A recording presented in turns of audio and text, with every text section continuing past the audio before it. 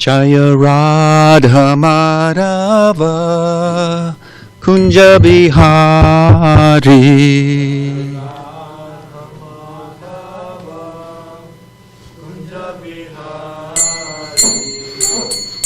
Radha Madhava Kunja Bihari.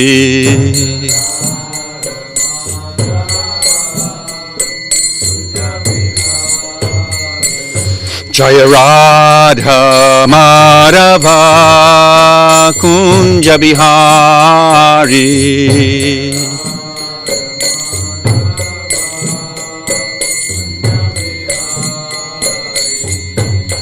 Gopijana Vallabha Girivardhari.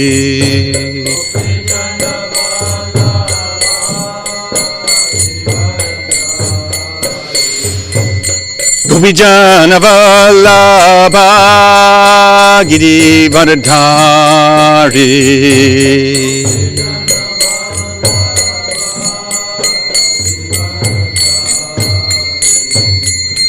Gopijana Vallabha Girivardhari.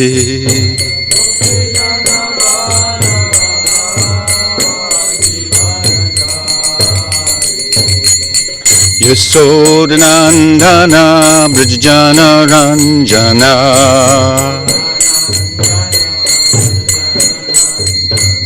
Yasodhanandana Brajjana Ranjana.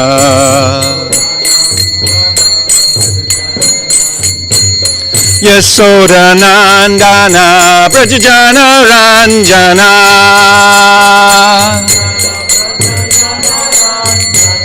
Yasodhanandana Brajjana Ranjana.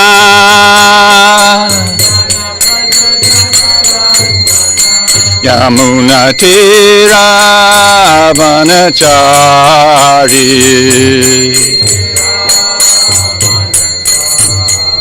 Yamuna Tira Vanachari.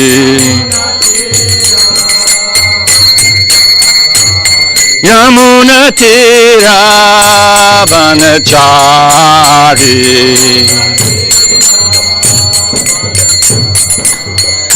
Jaya Radha Madhava Kunja Bihari.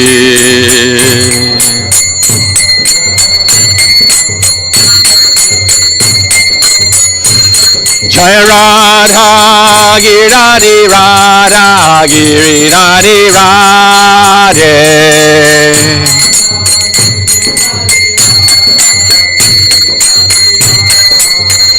Prabhupada, Prabhupada, Prabhupada, Prabhupada.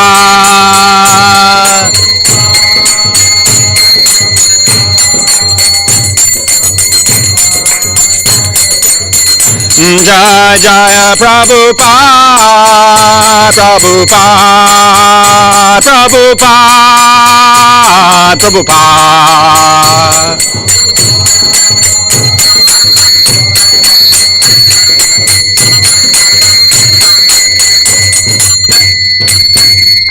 Srila Prabhupada ke Jam Vishpad Paramahamsa Prabhujakacharya Sotarasata Shishi Madesi Bhaktivedanta Swami Maharaj. Srila Prabhupada ke ISKCON founder Charya Jagat Guru Srila Prabhupada ke Jam Vishpad Paramahamsa Prabhujakacharya Sotarasata Shishimad Bhakti Siddhanta Saraswati Goswami Maharaj Prabhupada ke Nantikoti Vaishnava Vrinda ke Namacharya Srila Haridas Thakur ke Jai Rupa Sanatan Bhatta Raghunath Shri Jiva Gopala Bhatta Dasa Raghunath Shad Goswami Prabhugan ke Prem se kaho Shri Krishna Chaitanya Prabhu Nityananda Shri Dvaita Gadadhar Shivasadi Gaur Bhakta Vrinda ke Shri Shri Radha Krishna Gopa Gopinath Shambhakun Radhakun Giri Govardhana ke Grantaraj Srimad Bhagavatam ke Akadashi Vrata ke Samaveda Gaura Bhakta Vrinda ke Gaur Premanande All glories to the assembled devotees. All glories to the assembled devotees. All glories to the assembled devotees. All glories to Shishi Guru and Gauranga. Glories to Srila Prabhupada. Om Vishnu Padaya Krishna Prasnaya Bhutale Shrimati Bhakti Vedanta Swaminiti Namane Namaste Saraswati Devi Gauravani Pacharne Nivisheshadistarne. Om Namo Bhagavate Vasudevaya.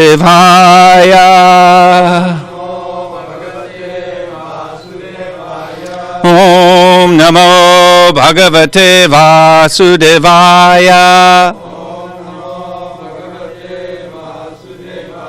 Om Namo Bhagavate Vasudevaya. We're getting to hear from Srimad Bhagavatam, 4th Canto, 29th chapter, talks between Narada Muni and King Prachinabarhi, text 59.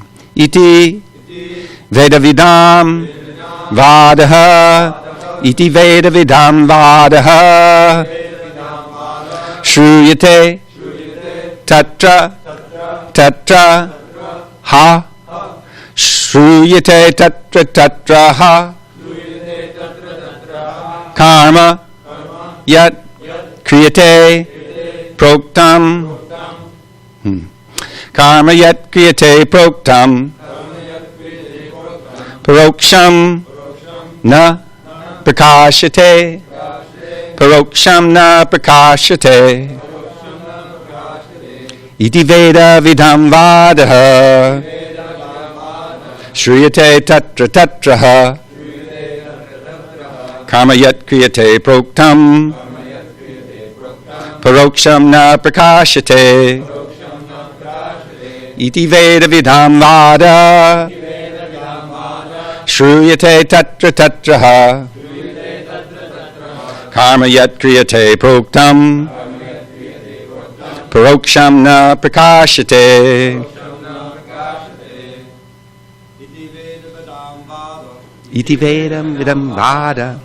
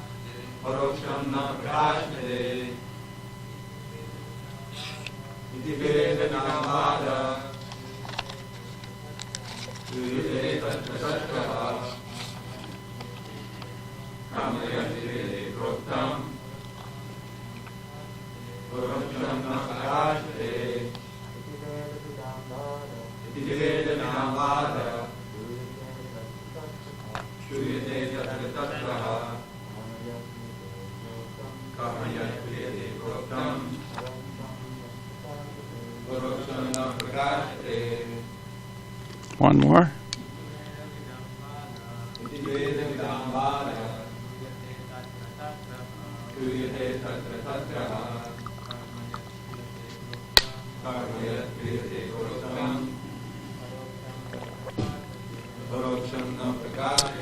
Iti, thus, Veda Vedam, of persons who know the Vedic conclusions.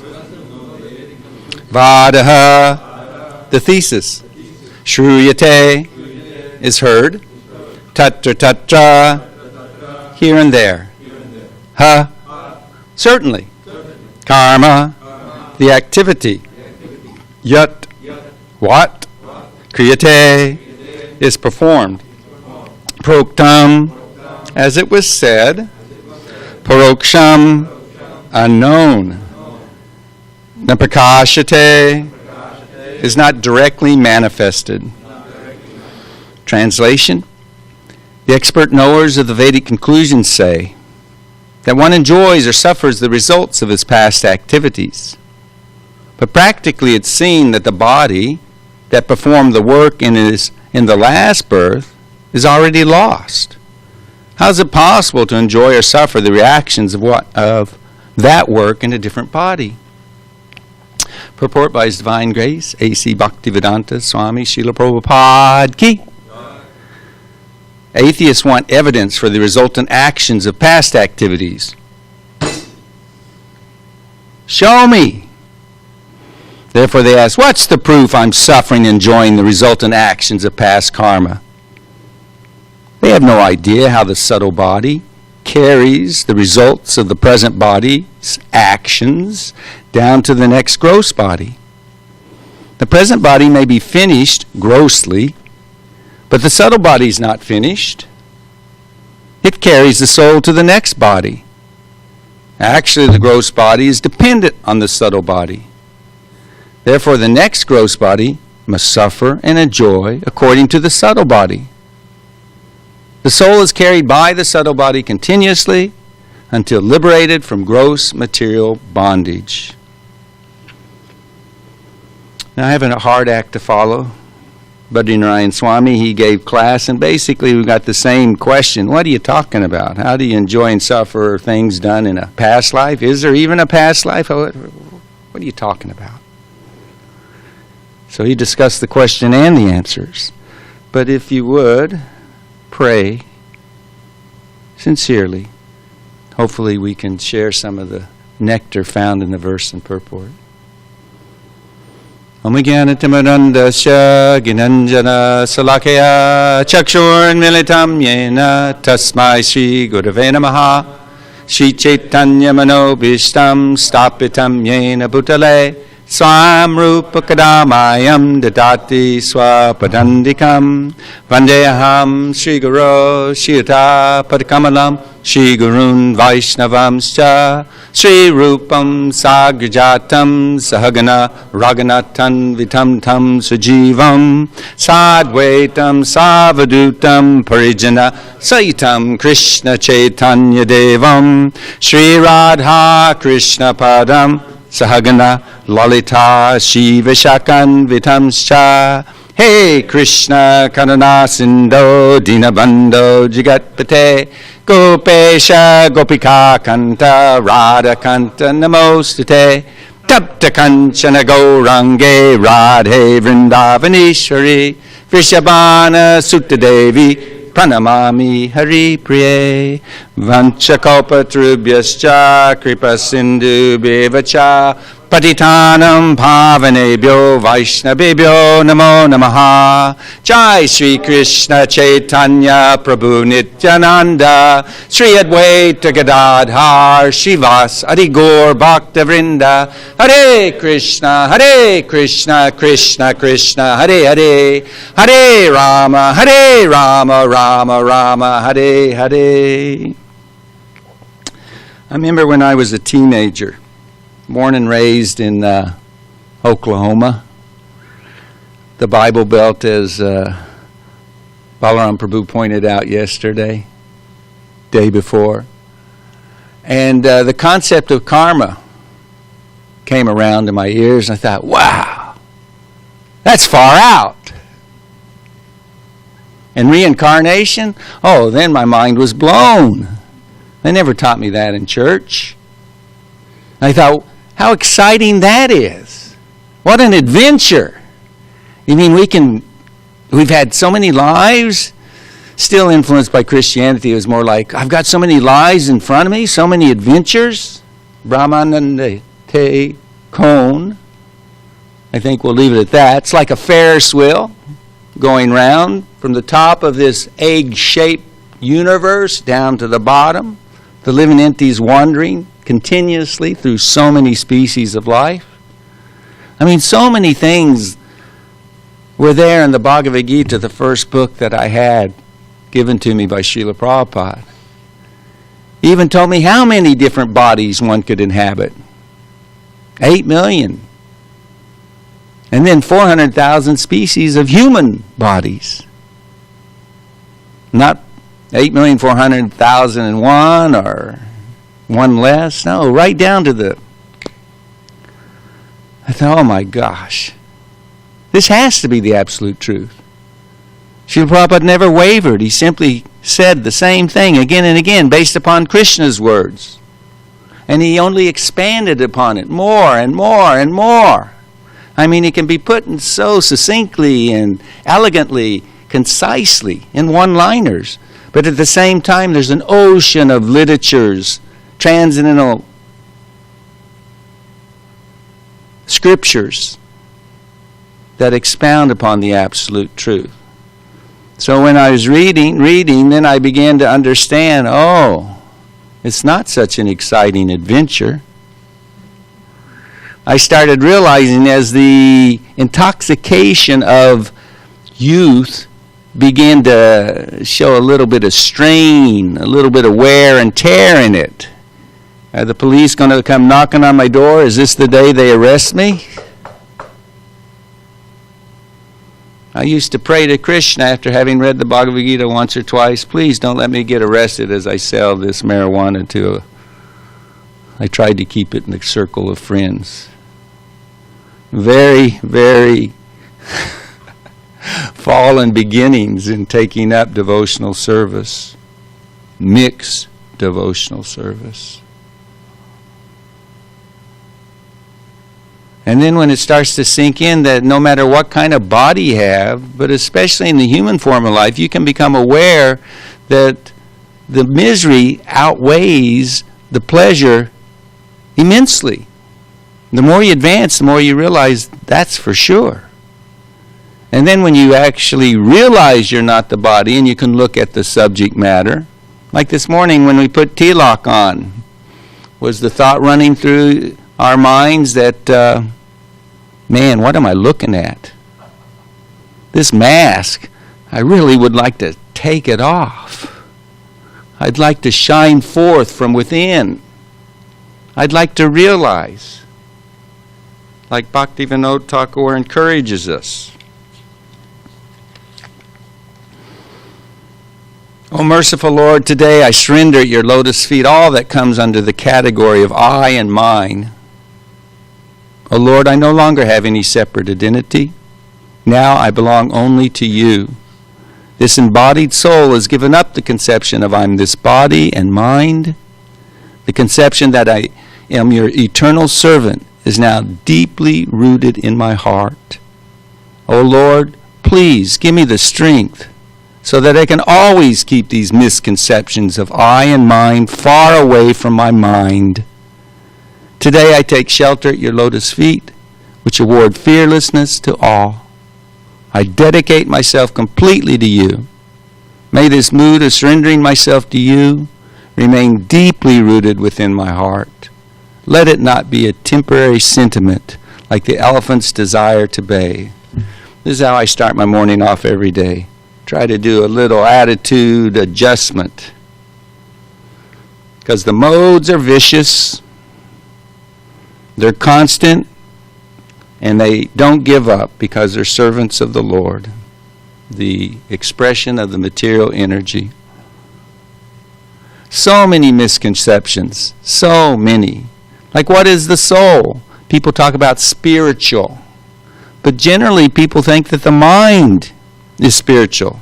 They think that their thoughts are spiritual, or that their emotional affection for someone is spiritual. They call it love. So many misconceptions.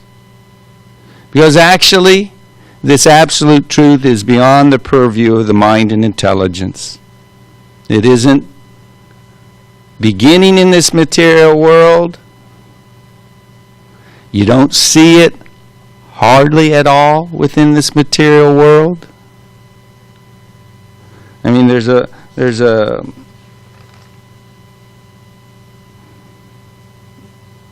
verse from the Hari Bhakti Vilas. O Lord, O Master, when the illusion that separates the Supreme Lord from this material world is removed, I will realize I'm an integral part of you, an eternal servant. I'm not the Supreme Brahman. I can never be considered the Supreme Lord. Another deep layer of illusion that we're all God. All these things are rampant. But as Maharaj said yesterday, in one verse, these things can be smashed. That's the potency of transcendental sound vibration that comes from the Supreme Lord beyond the shell of this universe and all the other multitudes of material universes in a dark cloud in a corner of the unlimited expanse of the spiritual sky. So how is it? What is this story? Karma. Those are laws of nature. Maharaj explained very nicely about that. There's nothing that isn't governed by laws.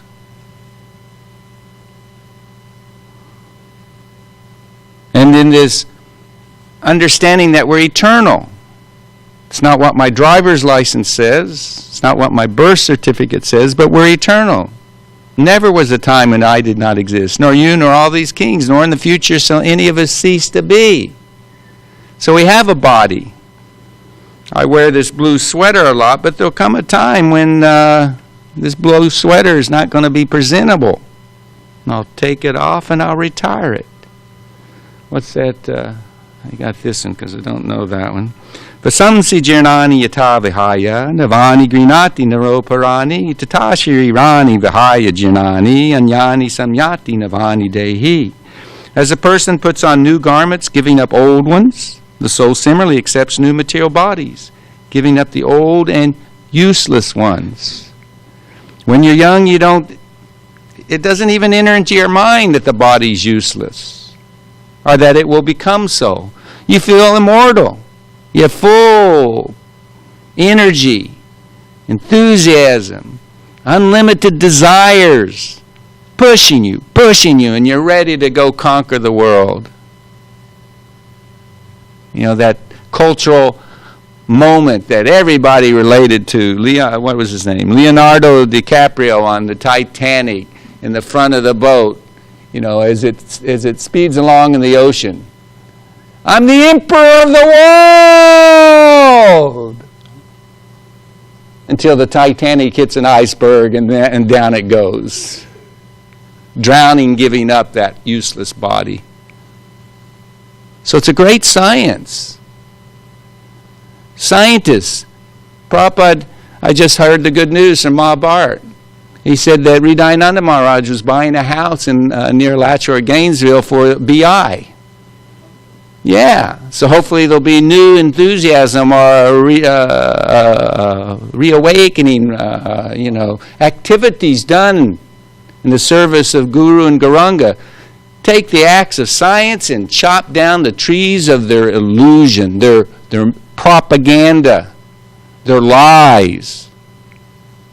Everyone takes them to be the priest and the Brahmins. Oh, they say things I can't even repronounce. They have concepts of, man, when you start hearing people talk about what's going on in the DNA, the RNA, all these labels, I mean, that's getting down to the cellular level. What to speak of these doctors, they have to learn all the Latin terms for every bone, every muscle, this and that. It's beyond me. I'm a simple tongue kind of guy. People are like, ooh. Prabhupada wants those trees of lies cut down with transcendental knowledge delivered through the medium of science. They don't know how the soul transmigrates. They can't see the soul. They can't prove the soul by touching it, dissecting it, measuring it. It's impossible. Those who are fortunate and honest, they will accept that there is something called consciousness. And if you open up the Bhagavad Gita, and consciousness is different from the body. It's pretty much documented about out-of-body experiences. The body's lying there and the consciousness is looking down as they operate upon it. So many documentations of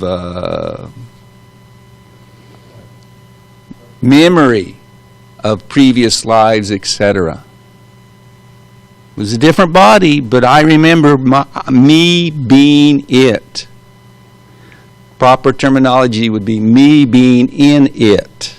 So these things are given in the Bhagavad Gita and the Srimad Bhagavatam. It's a science, this subtle body, this gross body, in the simplest of terms, and so kindly does the Lord give it to us in a way that we can digest it and understand it. Earth, water, fire, air, ether.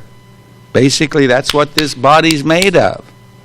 Or as the scientists trying to break down in their elemental chart, they're much more complicated.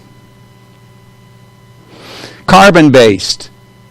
Mostly carbon. What worth is carbon? You know, the body in and of itself, the old BTG article that said when you take the chemicals and you evaluate their you know, how much it would cost to buy those, it's not much. $7. Is that today's price with inflation? I got to be worth more than that. I hear 25, 25, 25. Can I hear 27? But ultimately, if not used to understand what we're hearing and talking about today, it is useless. It's not worth a thin dime or a penny. They're thinking about eliminating pennies because it costs more than what the penny's worth, making the penny. It's useless. People drop pennies all the time, never pick them up. I always think lucky penny. That's Lakshmi. Touch it to my head. Dravid is the real bhakti. He'll put it in the hundi. And there's interest growing on that spiritual bank account. It's not like the scam that they got going with Wall Street and the stock market and the banks, this and that. You know, some countries are charging you to put their money into the bank. They're not giving you money, they're charging you money.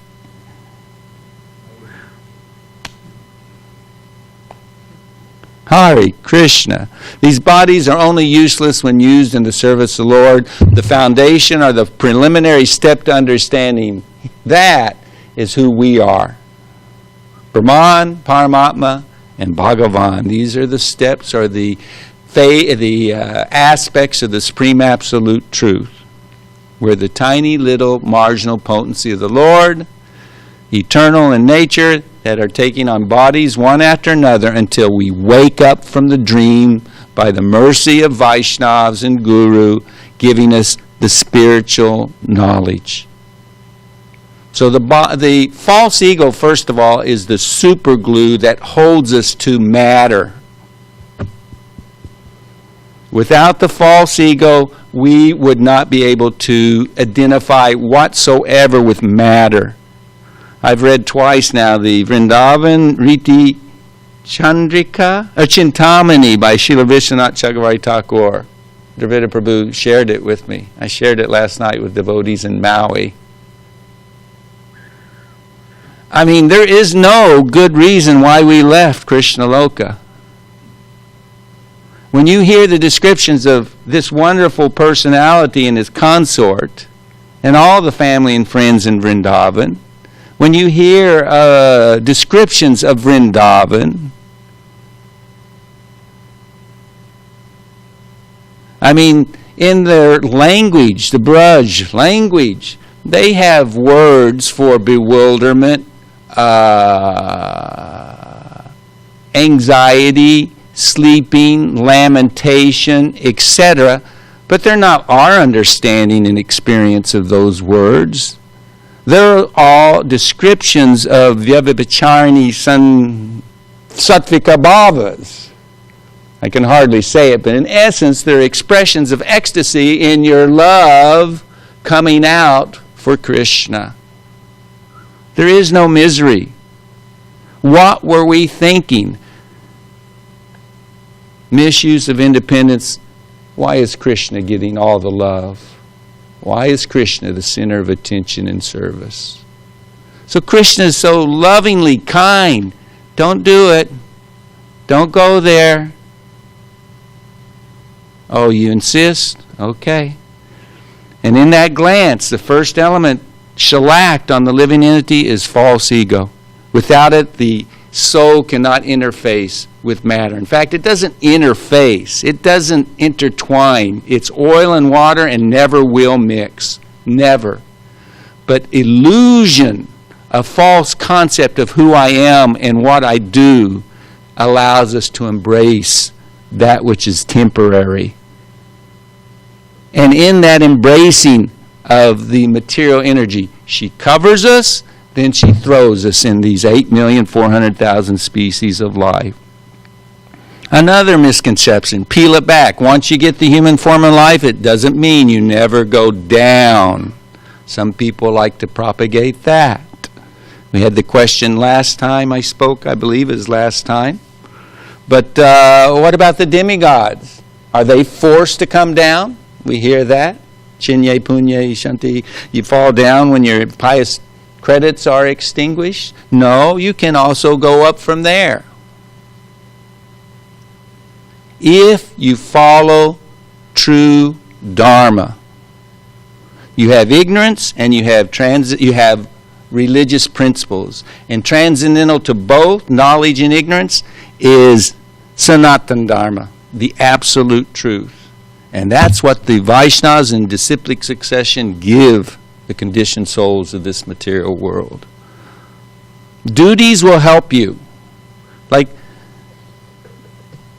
everything we're talking about, the material scientists basically have replicated it, have perverted it, and tried to exploit it to their advantage. Like, for a reincarnation to work, there have to be the laws that are set, but then like Maharaj made mention yesterday, well, there has to be a witness. Someone has to be there to say, oh, he did this, because we're not admitting it even if we did remember it. So there has to be a neutral witness. And that, of course, is the Lord within the heart, who lovingly accompanies every living entity in this material world, from the beginning to the end. And there will be an end. But unfortunately, how many creations and dissolutions or lives of Brahma it takes the living entity, it's inconceivable. You can't describe it. Nitya Bada, that's basically a way in which to indicate how long we've embraced the illusion and suffered. And yet because we hold tight to the desire to enjoy, then Krishna gives us the ignorance, apohanam, the forgetfulness.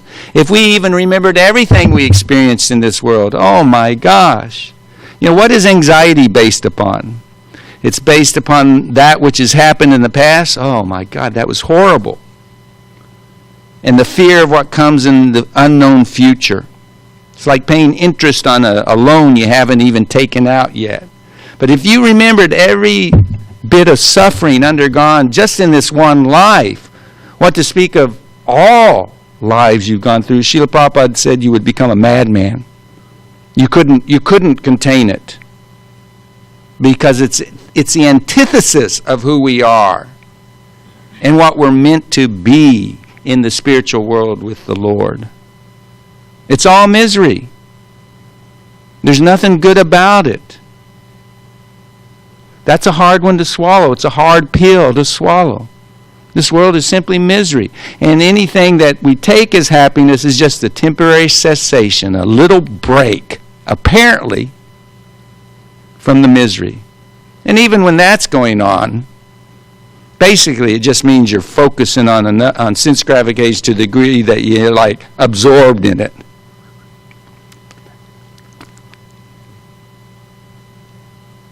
But it's constant assault by the miseries caused by the body, mind, the other living entities, and the higher authorities. The upheavals of the material nature. So, Super Soul is the witness, and then Maharaj made reference to it. It's a wonderful section. I heard Srila Prabhupada give class on this verse in Dallas. The Vishnuduta said, if you're going to punish this Ajamil, you got to know what the rules of Dharma are.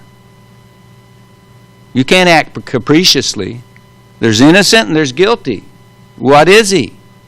How much suffering does he deserve, etc.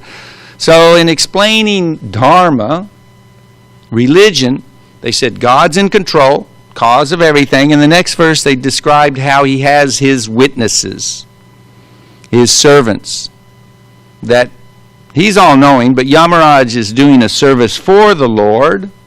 One place, Prabhupada in purport says, basically he's like the super soul. He knows all the activities of the humans engaged in sinful activities. So these witnesses are the sun, fire, sky, air, demigods, moon, evening, day, night, directions, water, land, and the supersoul himself. All witness the activities of the living entities.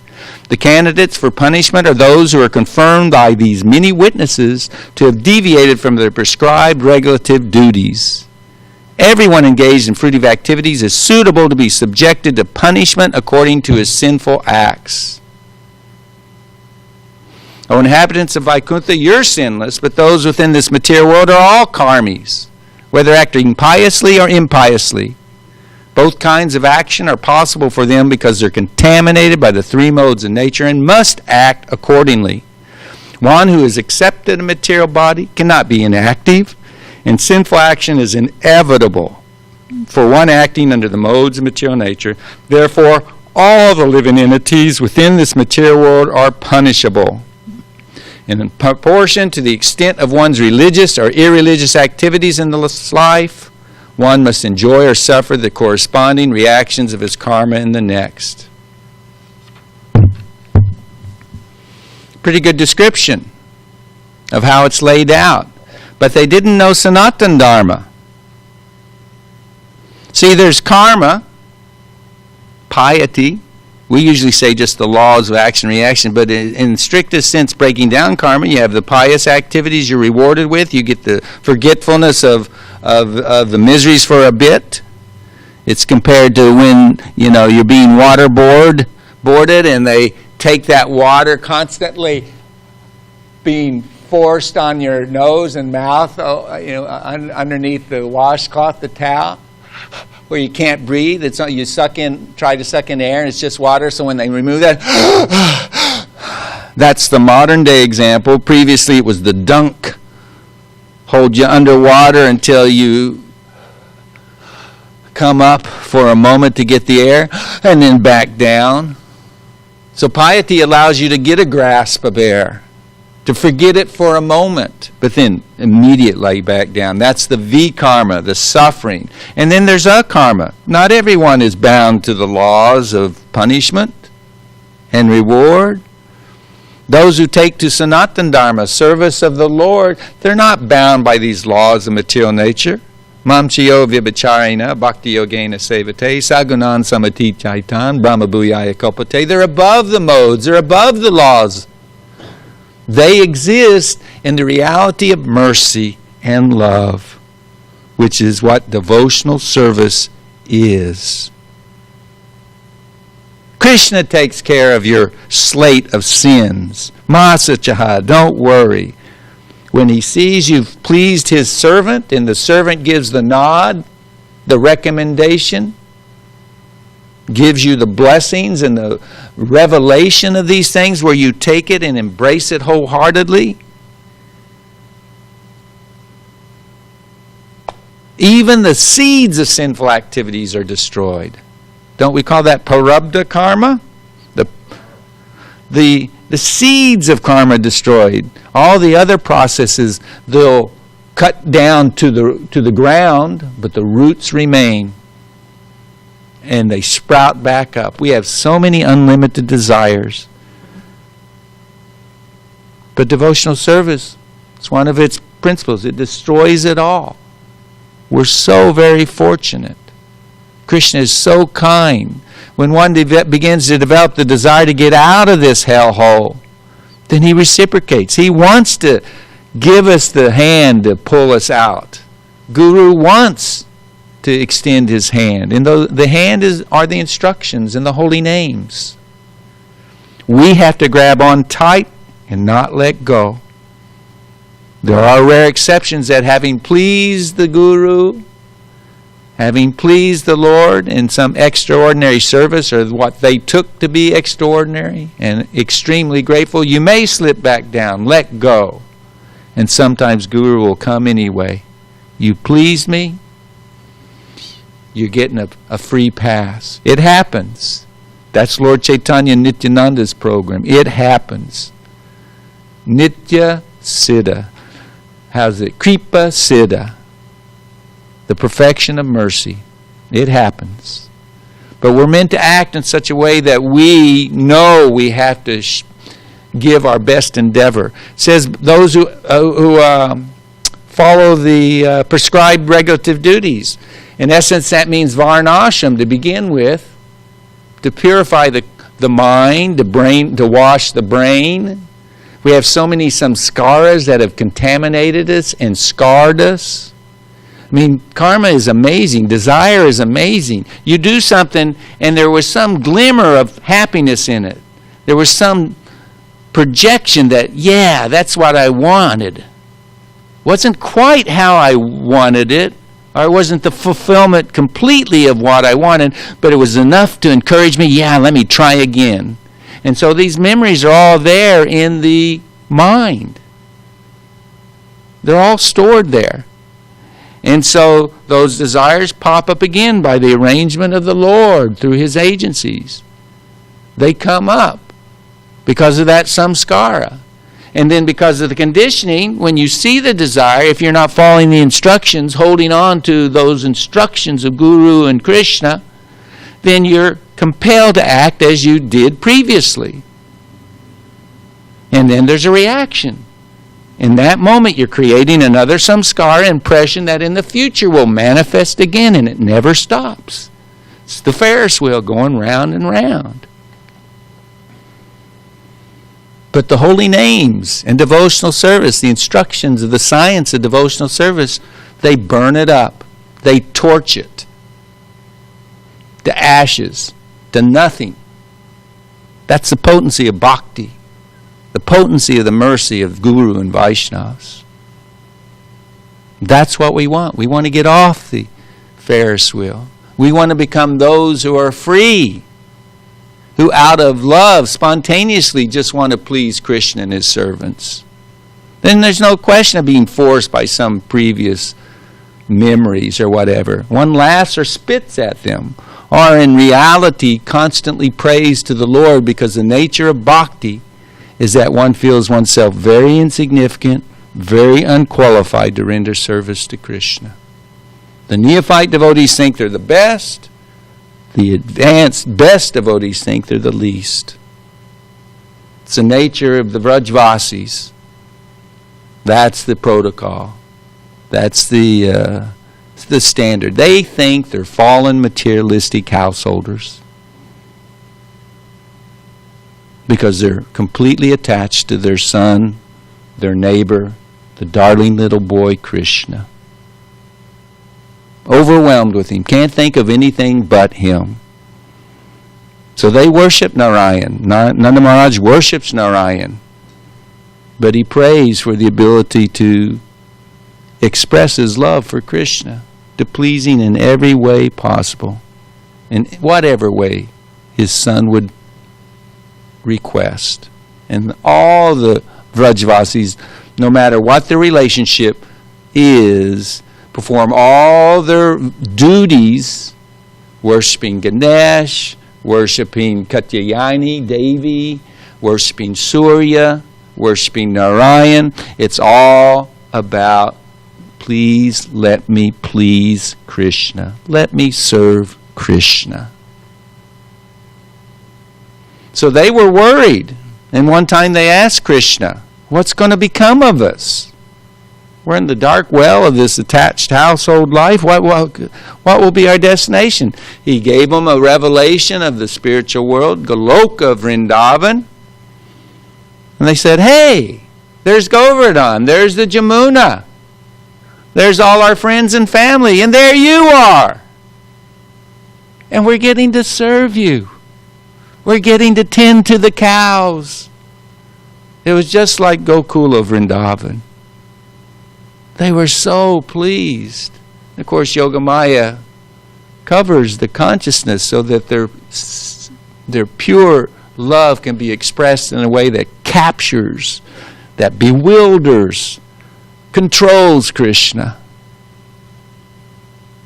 And got back to, what do you want to eat? Come on, it's time to eat. Time to rest. Let me decorate you. Let me feed, let me dress you. Let's play games. Let me dance for your pleasure. Sing for your pleasure. All these things. That's their eternal engagements. That's what's being offered. But we have to get the elementary down. We have to perform our duties according to our ashrams and our varnas, and do them for the pleasure of Guru and Krishna. Srila Prabhupada talked about Hari Bhakti Vilas in the purport that I had in my last class. Actually, Hari Bhakti Vilas, Sanatan Goswami, Gopal Bhatta Goswami, they presented the duties of Vaishnavas with some reference to Smarta Brahman standards, because that was the time, place, and circumstance of they were dealing with. That was their quote-unquote competition. Conditioned souls could go to the cheaters, mundane concepts of religion that keep you in the material world, or eternal religion that frees you and allows you to go back to the spiritual world. And so they couched them in those types of contexts. But nowadays, good golly, we are taking simply to the essence of Hari Bhakti Vilas, which is Srimad Bhagavatam, the Bhagavat Pantha, along with what little Pancharatric standards of worship that we can follow in this degraded age. I mean, our yagyas are a joke compared to Dwapara Yuga, what to speak of the previous Yuga when, yagyas were the thing, the Yuga Dharma. What a joke. But the essence of bhakti destroys these sins. It pleases Krishna. It's the only thing that can please Krishna. He's not really interested in the externals or the form. The sin, is the love there? Is the desire, the unalloyed desire there to please Him? That's what He's looking for. He recommends Ekadashi. And Srila Prabhupada, if anybody's as lenient as the next Acharya or any of the Acharyas, Srila Prabhupada is him. He knows how fallen we are, how unqualified we are, how little we can actually grasp of this ocean of nectar. But it's enough. Any of it that's grasped, then you've begun the journey, the transformation of reawakening as the eternal servant of the servants of Krishna. So chant Hare Krishna, minimum 16 rounds. Ekadashi, it's recommended chant 25 rounds. Prabhupada liked that. Fasting, he's so kind upon us.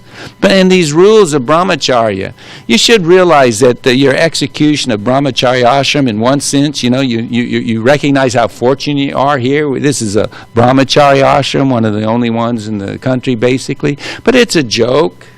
When you get your $2,000 stimulus check, what are you going to do with it? Brahmacharya would hand it right to the guru. It's not yours. It's the guru's. Nothing is yours. No one leaves the ashram of the guru without permission. Nobody, you don't have what I like for breakfast. Let me go and fix my own breakfast. These things don't enter in brahmachari life. The adaptation of Daivi Varnashram has been whittled down to the essence, which is the way it is. Take on. If I revealed everything to you in the beginning, you would run away and you wouldn't even think it was possible. So he gives us the essence, and by His mercy He accepts that as our sincerity of purpose and blesses us. Now the details are exactly that, details. The principles are there, and those are the essential pillars of bhakti. Sadhana bhakti. And I'm not putting anybody down eating what they need to maintain the health of their body. We become so conscientious of that. And that even is an element of the atmosphere of Kali Yuga. Human life is meant for austerity. That's what it's meant for. And brahmacharis are meant for executing austerities. As are all classes of men. As are all devotees, because ultimately we want to become attached to Krishna and His service. So I'm just showing by saying that how fortunate we are, how merciful Prabhupada is. But understand, The laws are the laws. And when you haven't transcended Brahma Bhuyaya Kopate, when you haven't transcended it, then there is some still residual spinning of the fan.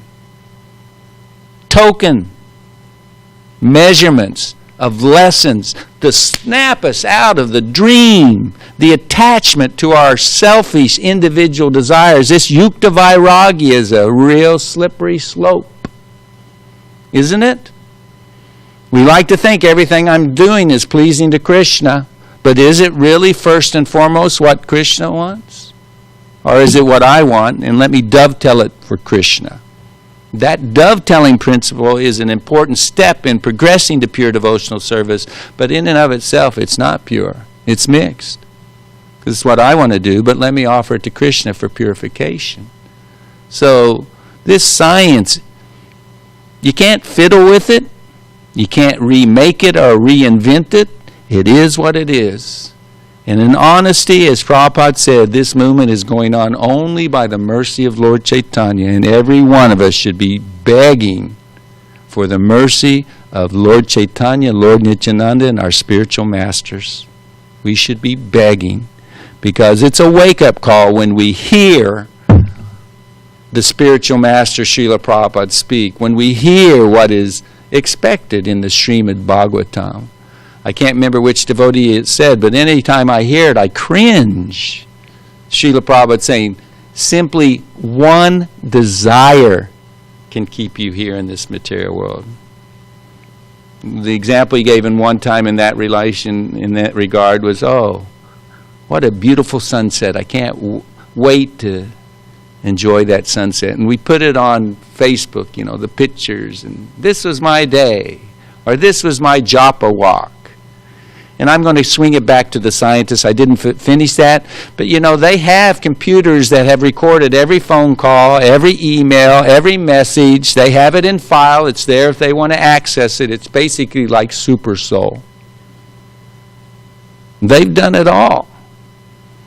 And then the conditioned soul, thinking he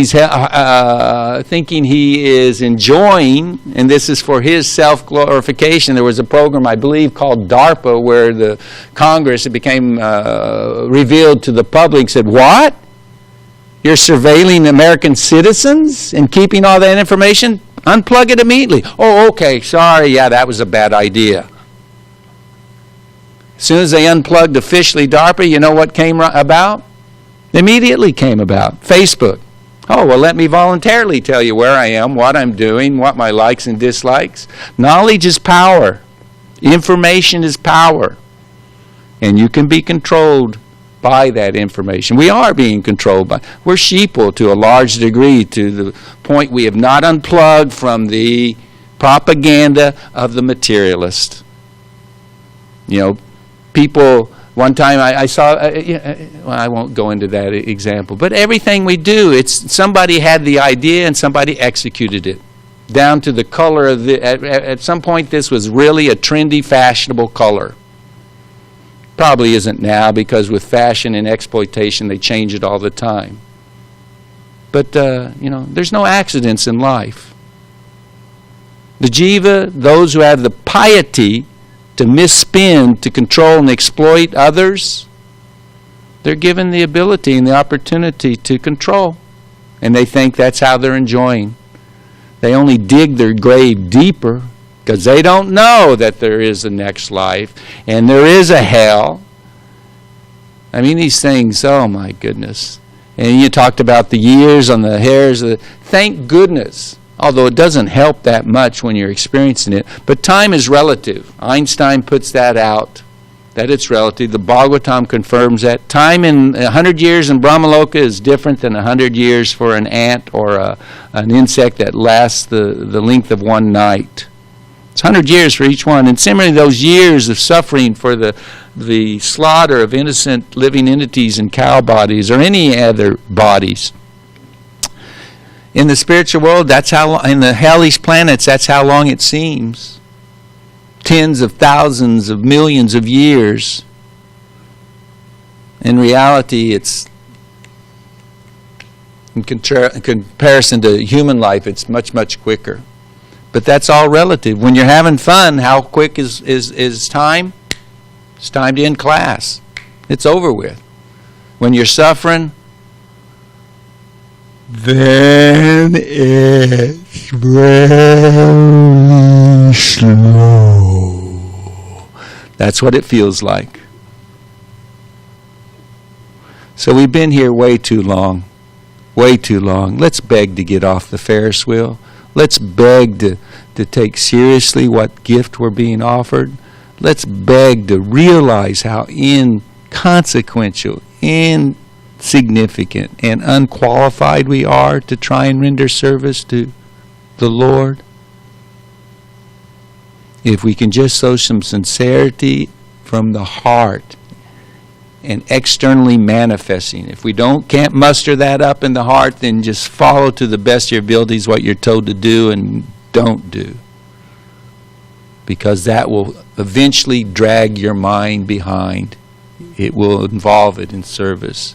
And if you have services that you like, you're even more fortunate, because then you'll throw yourself into it.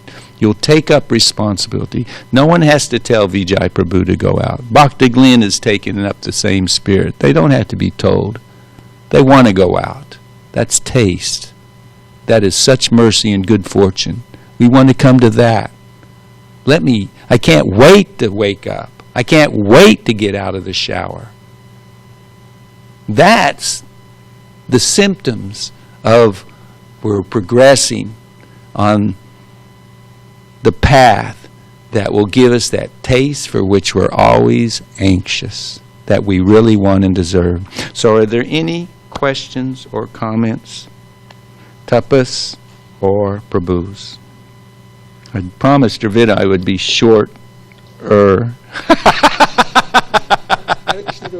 I was 15 minutes, not too shabby. I'll work on it more. We don't have any comments. I can't hear you, Tapas. I can't hear you. You're muted for some reason. Maybe they can turn up the volume. Bhakta Alex is running to do that. Can you hear me now, Prabhu? Okay, yeah. Okay. So, Prabhu, I don't see any comments or anything here. We have Dhanidhar Prabhu in the Zoom now, today. Who? Dhanidhar Prabhu. Dharani, you're a regular. All glories to your desire to hear Srimad Bhagavatam. Hare Krishna, Prabhuji. It was nice lecture. That's kind of you to say. Thank you. Hare Yes. Krishna. Hare Krishna. Yes, Prakash Prabhu.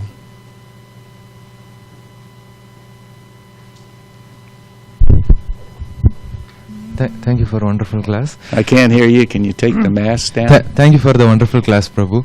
Hare So, Krishna. When we go to the spiritual world, will we also give up our subtle body? When we go to the spiritual world, will we still have the subtle body? The subtle body we possess right now, no, we will not. Mm-hmm. But the subtle and gross bodies are fashioned after the spiritual body, spiritual mind and intelligence, and spiritual ego. The soul is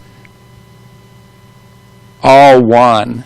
Like Krishna, there's no difference between his body and himself, or his name, or his qualities. Or we are part and parcel of him, and when you get to the spiritual world, it will simply be spiritual.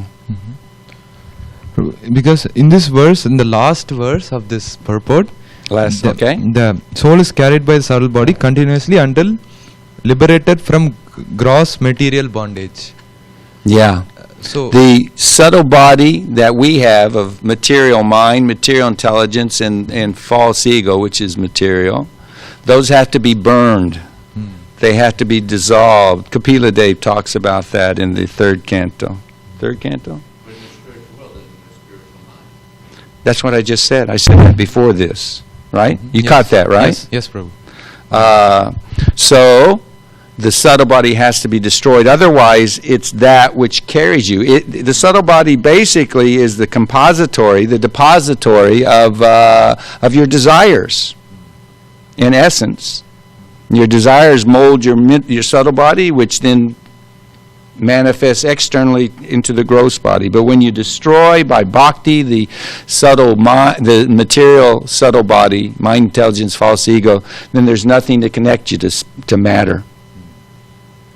By super soul, Krishna's grace, Guru's grace, you go to the spiritual world. Thank you.